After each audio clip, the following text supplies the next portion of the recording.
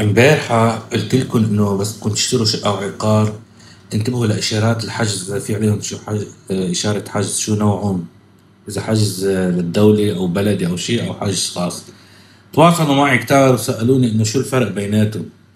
بكل بساطة الحجز التابع للدولة بيكون عليك رسوم، محضر ضابط، محضر شيء منك دافعه، شيء للبلدية مكسور تدفعهم، بيمشي الحال.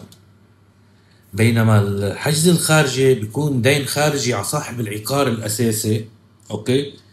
فبهالحالة شو بده بيكون رفع عليه دعوة صار اللي بده منه مصاري أو شيء، وحيجز له على أملاكه.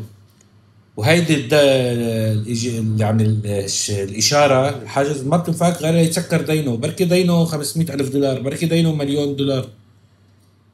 إذا اشتريت أنت وهالإشارة موجودة ومانك منتبه لها ومانك متأكد شو نوعها بتبتلي، ما بتروح إجابة، بيشلحك البيت إذا ربح الدعوة بالآخر مثلا. عرفت علي كيف؟ فهذا الفرق بيناتهم، يعني كل شيء له علاقة مع الدولة، خاصه بالدولة، بلديات كذا، كله له حله، سهل حله يعني. بس الخارجي، الحجز الخارجي، يعني في شخص غريب، الشخص صاحب العقار او الشقه بده له عليه مصاري، بده مصاري منه الغريب الحاطط. فهاي النقطه لازم كتير كتير تنتبهوا لها. بس حبيت اوضح لانه كتير سالوني.